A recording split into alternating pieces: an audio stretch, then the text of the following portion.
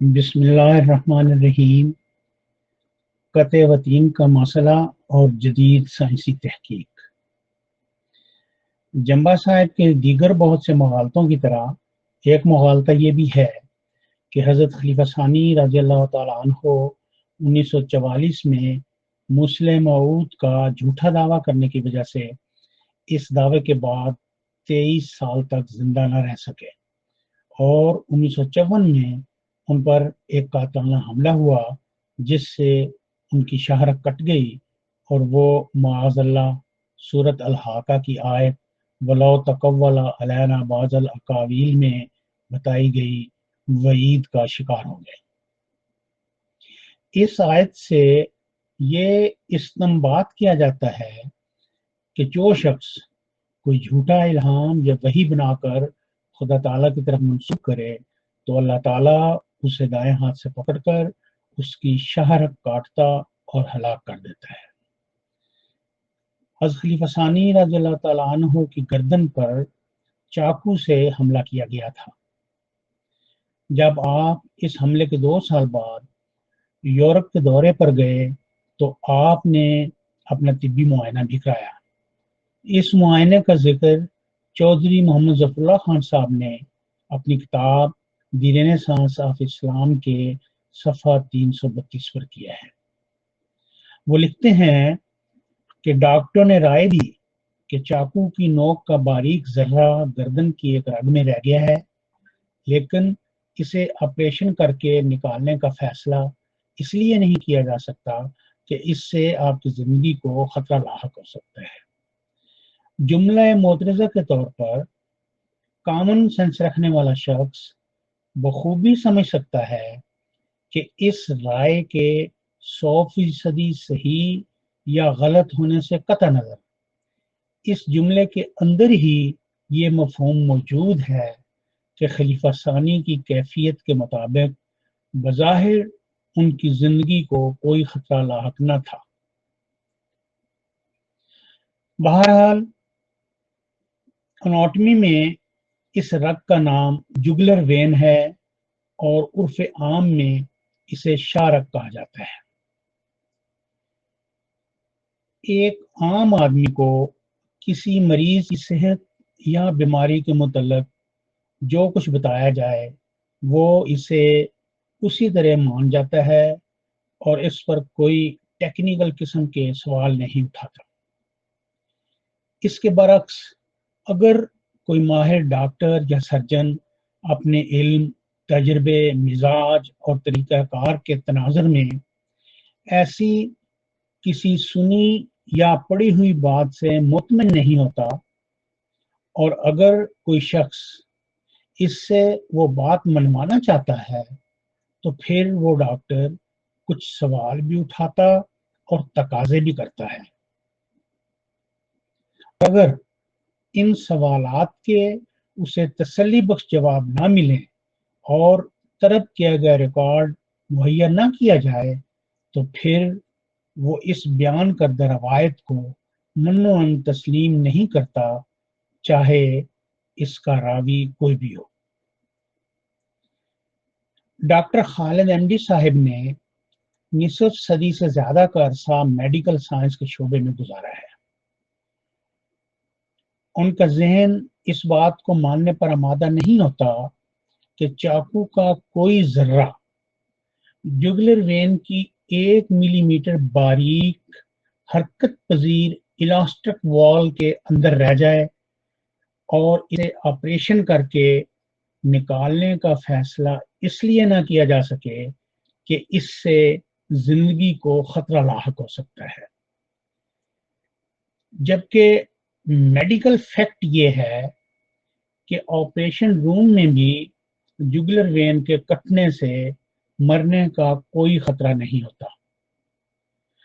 یہ دونوں غیر طبی، غیر سائنسی مفروضے ہیں اور ان کا میڈیکل سٹیٹمنٹ اور میڈیکل فیکٹس سے کوئی تعلق نہیں، لہذا وہ ایسی باتوں کو سنی سنائی ہی قرار دیتے ہیں۔ ان کا تمام سائنسی علم اور زندگی بھر کا تجربہ इसी तर्ज अमल का मुतकाजी है, और जब तक वो डॉक्टर खालिद एमडी हैं वो अपने इस तरीक से बजा तौर पर इनहराफ नहीं कर सकते।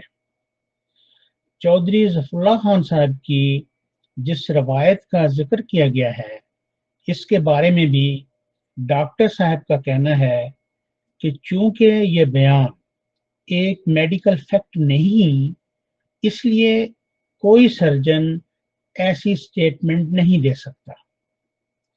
डॉक्टर साहब की ये बात आम लोगों के लिए भी काबिल फहम है, क्योंकि अगर जुगुलर वेन के कट जाने से भी कोई खतरा नहीं होता तो फिर इसे ऑपरेशन करके चाकू का नाम निहाद जर्रा निकालने में क्या मजायका था। जुगुलर वेन के बाद ऑर्टा का जिक्र करना बहुत जरूरी है। ऑर्टा को अरबी जुबान में वतीन कहते हैं, वही वतीन जिसका जिक्र सूरत अल-हाका की आयात 45 ता 47 में आता है कि खुदा ताला की तरफ झूठा कौल मंसूब करने वाले को हम दाएं हाथ से पकड़ते हैं और उसकी वतीन काट कर हलाक कर देते हैं। यहाँ फिर एक जुमला मोतरज़ा आ गया कि इस इरशाद को सुनकर एक सर्जन तो यकीनन हैरान होगा जिसे बताया जाए कि अल्लाह ताला ने यहाँ जुगुलर वेन का जिक्र किया है जिसे वो काट कर बंदे को हलाक कर देता है। वो सर्जन जरूर सोचेगा कि वतीन जुगुलर वेन नहीं हो सकती, बल्कि ये जिस्म का कोई और हिस्सा होगा जिसे अल्लाह ताला काटता और बंदे को हलाक करता है, क्योंकि जुगुलर वेन तो हम आए दिन काटते रहते हैं और इससे इंसान के हलाक होने का कोई सवाल ही पैदा नहीं होता। गौरतलब बात यह है कि वतीन जिस्म के किस हिस्से में वाक़ है, इसका क्या काम है और इसकी क्या अहमियत है, और इसका कट जाना जिंदगी मौत का मसला होता है कि नहीं। इसके साथ ही जुगुलर वेन के बारे में ये वजाहत मुनासिब मालूम होती है कि इसके जरिए इस्तेमाल शुदा खून दिमाग से दिल में जाता है। इसका डायमीटर 1 सेंटीमीटर होता है और इसमें खून का प्रेशर 5 तक होता है। एओर्टा इंसानी जिस्म की सबसे बड़ी शरीयान है जो दिल में से निकलती है और सारे बदन को खून सप्लाई करती है। इसका डायमीटर 3 सेंटीमीटर होता है और इसमें खून का प्रेशर 140 तक होता है। इससे अंदाजा किया जा सकता है कि कट जाने की सूरत में खून के अखराज की क्या शिद्दत होगी और किस रग का कटना इंसानी जिंदगी के लिए मुहलक साबित होगा। मेरे जैसे आम लोगों के लिए शायद ये बात बायसे हैरत हो कि जुगुलर वेन, जिसे उर्फे आम में शारक कहा जाता है, इसके बारे में कोई ऐसी मेडिकल एविडेंस मौजूद नहीं जिससे पता चले कि इसके कट जाने से कभी मौत वाक़या हुई। इसके बरक्स वतीन, जो कि एओर्टा है, इसके मुकम्मल तौर पर कट जाने की सूरत में चंद मिनटों के अंदर इंसान की रूह का कफ्से अंसी से परवाज कर जाना यकीनी है। जुगुलर वेन का कट जाना वो खतरा पैदा करता ही नहीं जो खतरा एओर्टा के कट जाने की सूरत में इंसानी जिंदगी को लाहक हो सकता है।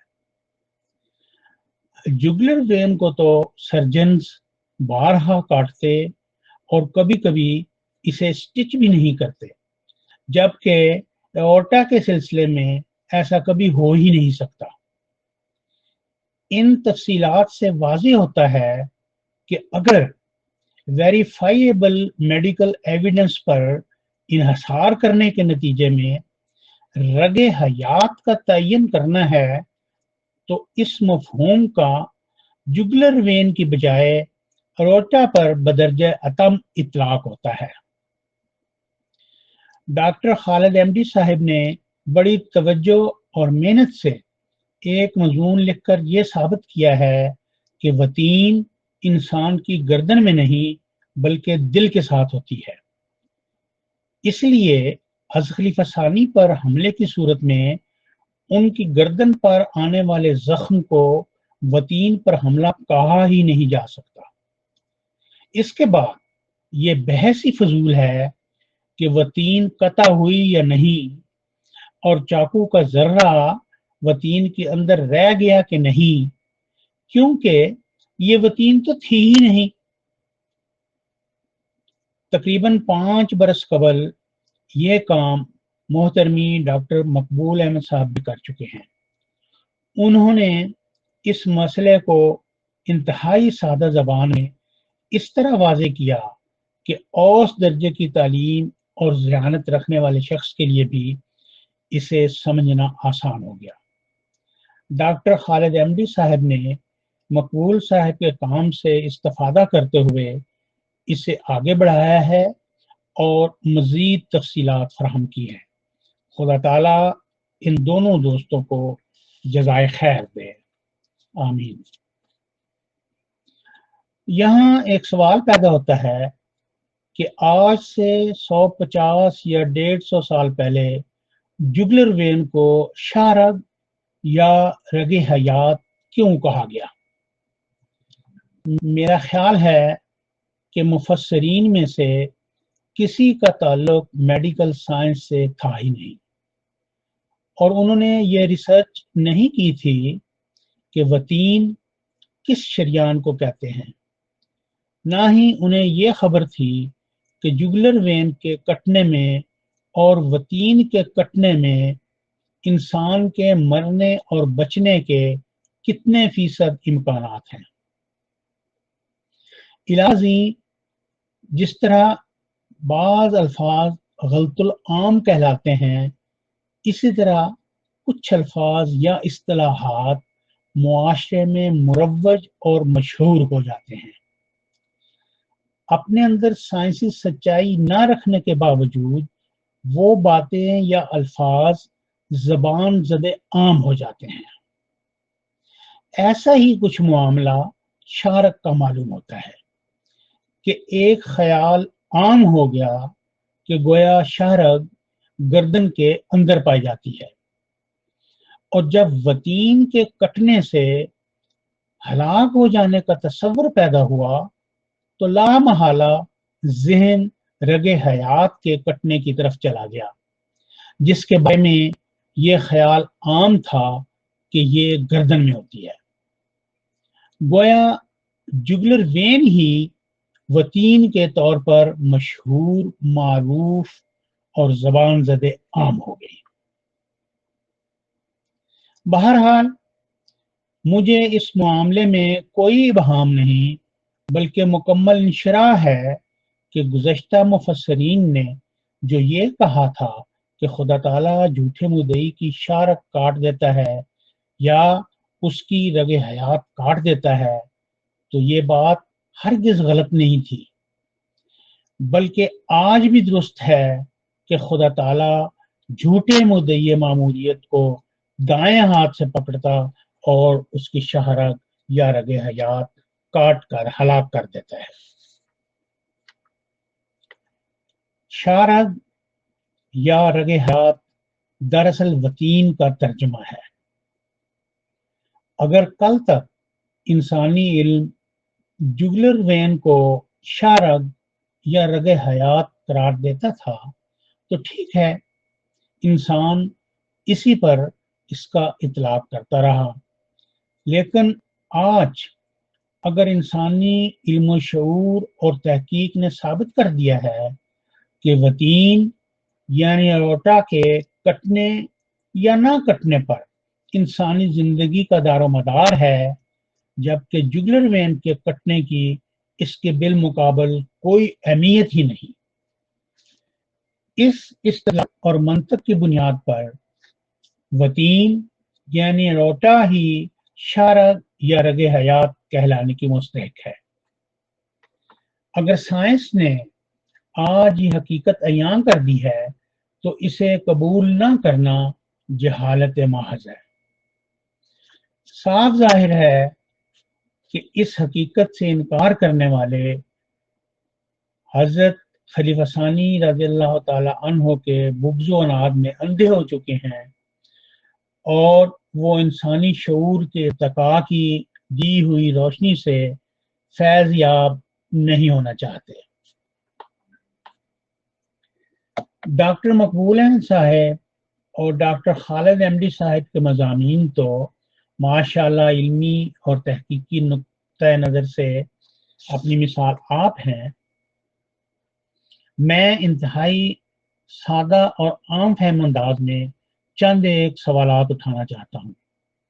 मुझे यकीन है कि मेरे इन सवालात का जंबियों के पास कोई माकूल जवाब भी नहीं होगा और इसके बावजूद वो अपनी जिद पर कायम भी रहेंगे, हकीकत को तस्लीम नहीं करेंगे और खलीफा सानी के खिलाफ गालियां भी रहेंगे। मेरे सवाल ये हैं, क्या अब्दुल गफ्फार जंबा साहब ये साबित कर सकते हैं कि सूरत अल-हाका की ये आयात किसी गैर मामूर मिनल्लाह पर चिस्पा हो सकती हैं? क्या अब्दुल गफ्फार जंबा साहब साबित कर सकते हैं कि खलीफा सानी ने मामूरियत का दावा किया था? जब खलीफा सानी ने मामूरियत का दावा ही नहीं किया तो उन पर इन आयात को चस्पा करने का इल्मी व अखलाकी जवाज क्या है?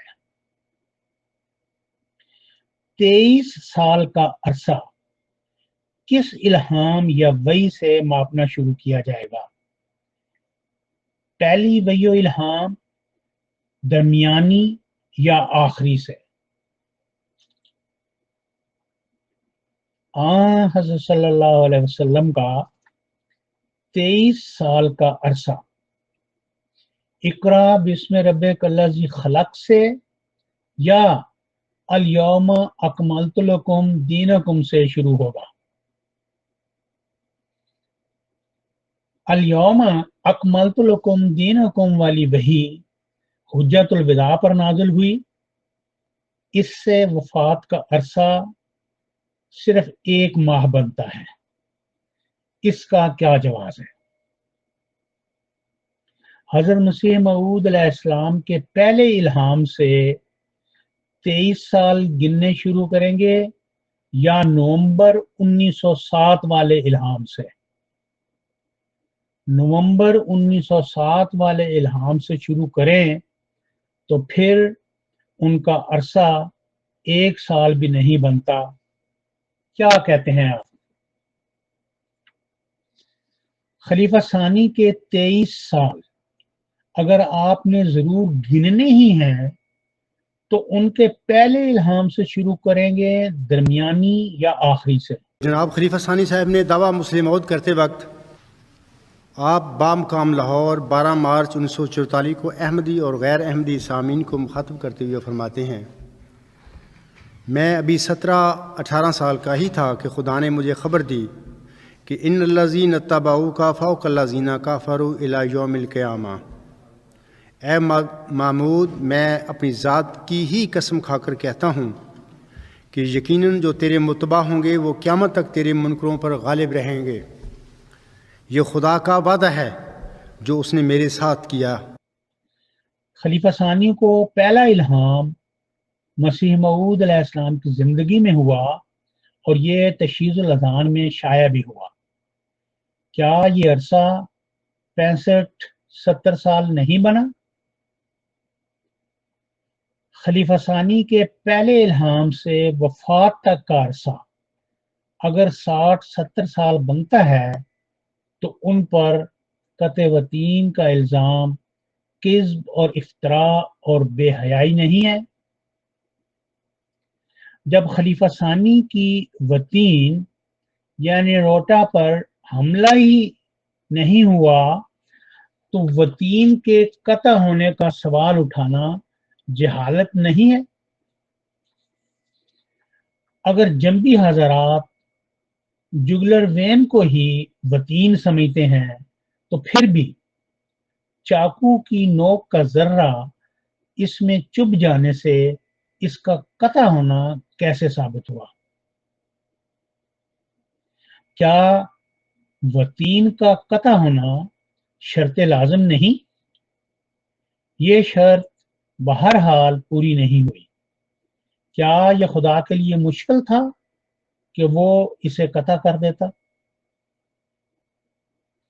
کیا وطین قطع ہونے کے 2 سال بعد کوئی شخص یورپ کے دورے کر سکتا اور کانفرنسز منعقد کر سکتا ہے؟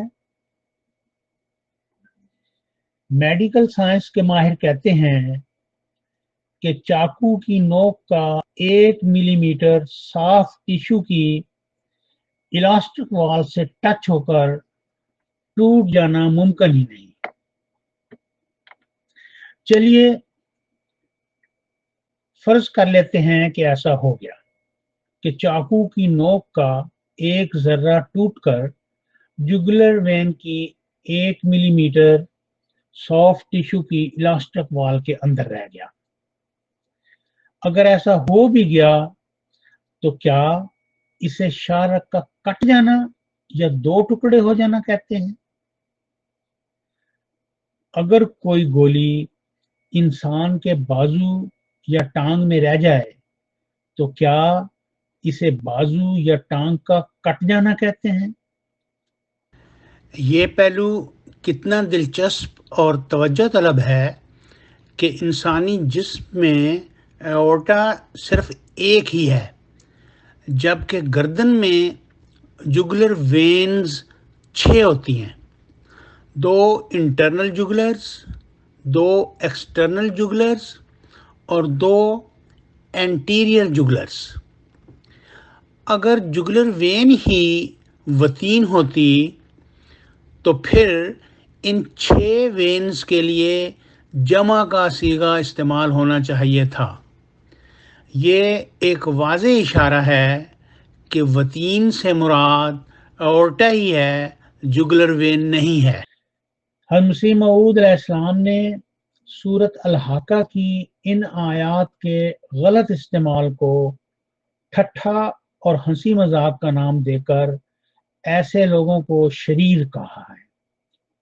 آپ فرماتے ہیں آیت وَلَوْ تَقَوَّلَ عَلَيْنَا کو ہنسی اور ٹھٹھے میں اڑانا شریر لوگوں کا کام ہے جن کو خدا تعالیٰ پر بھی ایمان نہیں اور صرف زبان سے کلمہ پڑھتے اور باطن میں اسلام سے بھی منکر ہیں۔ روحانی خزائن جلد 17 40 کمپیوٹرائزڈ صفحہ 477۔